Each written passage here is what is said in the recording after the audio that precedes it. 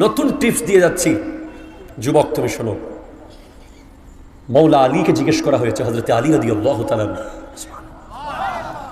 একটু বলেন তো পৃথিবীর সবচেয়ে দামি উত্তরাধিকারী কে? হ্যাঁ জি, হযরত আলীর প্রেমিক সাজে আছে না কিছু? মৌলা আলীর প্রেমিক সেজেছে, প্রেমিকের নামে বহু কিছু করে, আবার মানুষের জিহ্বা কাটে। কথা বলেন ঠিক কিনা বলেন না? এরা কখনো মৌলা আলীর প্রেমিক হতে পারে না। মৌলা আলী কারো জিহ্বা কাটা শেখায় না, বরং কাফেরের গায়ের উপর থেকে উঠে যায়। ঠিক কিনা কথা বলেন? এক কাফেরের গায়ের উপরে মৌলা আলী উঠেছিলেন কোন এক যুদ্ধে। এইদিকে দেখো, আমার দিকে, মেরি তরফ, মেরি তরফ, মেরা ভাই আয়েঙ্গে, মেরি তরফ দেখো। হঠাৎ করে তলোয়ার যখন চালাবেন, ওই কাফের থুতু মেরে দিয়েছেন মৌলা আলীর মুখে। সাথে সাথে মৌলা আলী তলোয়ার রেখে উঠে গেছেন গায়ের উপর থেকে। ওই কাফের বলে, কিরে আপনি আমাকে কাটলেন না, উঠে গেলেন কেন? বলে, আমি তো এতক্ষণ আপনাকে কাটতে চেয়েছিলাম ইসলামের জন্য, আর এখন যখন থুতু মেরে দিয়েছেন, এখন তো আর ইসলামের জন্য নয়, আমার রাগ এসে গেছে, এখন কাটলে ব্যক্তিগত কারণে হয়ে যেত, সেজন্য উঠে গেলাম। ওই কাফের বলে, তাড়াতাড়ি আমাকে কলমা পড়ে মুসলমান বানিয়ে দেন। মৌলা আলীর প্রেমিক আপনি, আপনাকে যদি জিজ্ঞেস করি মৌলা আলীর 10টা নসিহত বলেন তো পারবে? এমনি শুধু মৌলা আলীর প্রেমিক সাজলে হবে? মৌলা আলী কাররামাল্লাহু তাআলা ওয়াজহুল কারীমের আদর্শ বুকে ধারণ করতে হবে। তো মৌলা আলীকে জিজ্ঞেস করা হচ্ছে সবচেয়ে দামি উত্তরাধিকারী কি? উনি বলতেছেন, আল ইলমু খায়রু মিরাসিন। জোরে বলেন সুবহানাল্লাহ। ইলম হচ্ছে জ্ঞান, সবচেয়ে দামি উত্তরাধিকারী। আজকে ইলম নাই, কিন্তু শুধু মৌলা আলীর প্রেমিক। সেজন্য বুঝতে পারছেন না আপনি কি করবেন। আগে শিখুন, ঠিক কিনা বলেন না? মৌলা আলীর শান ও আজমত নিয়ে স্লোগান দেওয়ার আগে আপনি ইলম অর্জন করুন। হযরতে মৌলা আলী কাররামাল্লাহু তাআলা ওয়াজহুল কারীম কি বলেছেন নবীর সাহাবা সম্পর্কে, আল্লাহর নবী কি বলেছেন? নবীজি স্পষ্ট বলেছেন, আবু বকর ওয়াজিরি ওয়াল কায়েমু ফি উম্মতি মিন বাদি ওয়া উমরু হাবিবি ওয়া হুয়া ইয়ানতিকু আলা লিসানি ওয়া আনা মিন উসমান ওয়া উসমানুম মিন্নি ওয়া আলীউন আখি ওয়া সাহিবুল লিওয়াই। সিদ্দিক আকবর হলো আমার ওয়াজির, আমার পরে সে দায়িত্ব নেবে এই উম্মতের। ওমর হলো আমার বন্ধু, সে কথা বলবে আমার ভাষায়। আর আমি উসমান থেকে, উসমান আমার থেকে। আর আলী আমার ভাই, আমার পতাকাবাহী।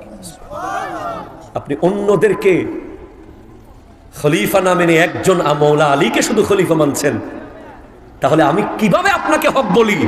আমার যুবক ভাই আপনাকে টাকার প্রলোভন দেখাবে, আপনাকে বাড়ির প্রলোভন দেখাবে, আপনাকে নারীর প্রলোভন দেখাবে। খবরদার, নবীর কোন সাহাবার বিরুদ্ধে যারা এক শব্দ কথা বলে, তাদের সাথে আমাদের কোনো সম্পর্ক থাকতে পারে না। হাত তুলে বলেন ঠিক কিনা?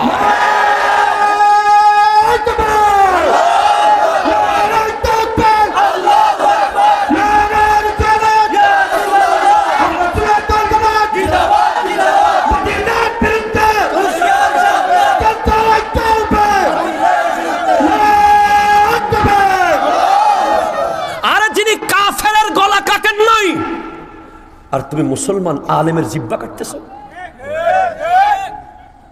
তুমি মৌলা আলীর সামনে কিভাবে দাঁড়াবে? তুমি জবাব দিতে পারবে?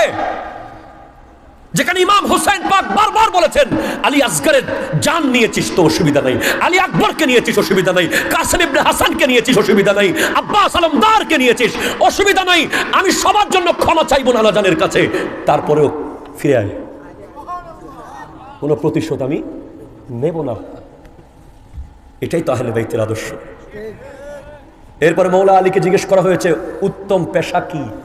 উত্তম পেশা ডাক্তারি, ইঞ্জিনিয়ারিং, প্রফেসর, ব্যবসায়ী, দোকানদারি? নো, মৌলা আলী বলছেন, আল আদবু খায়রু হিরফা। সবচেয়ে উত্তম পেশা হলো আদব। কি বলেন না? কি কি কি? আদব মিন আকওয়ালিল আরব, আল আদবু খায়রুম মিনাজ যাহবি ওয়াল ফিদ্দা। আরবদের মধ্যে একটা কওল আছে, আদব হচ্ছে স্বর্ণ এবং রূপার চেয়ে দামি সম্পদ। সুবহানাল্লাহ। যেই জাতি আদব হারিয়ে ফেলেছে, তার নসিব নষ্ট হয়ে গেছে, তার ভাগ্য খারাপ হয়ে গেছে। আদব মানে কি? আদব মানে হলো মুরব্বীর সামনে বসে না থাকা।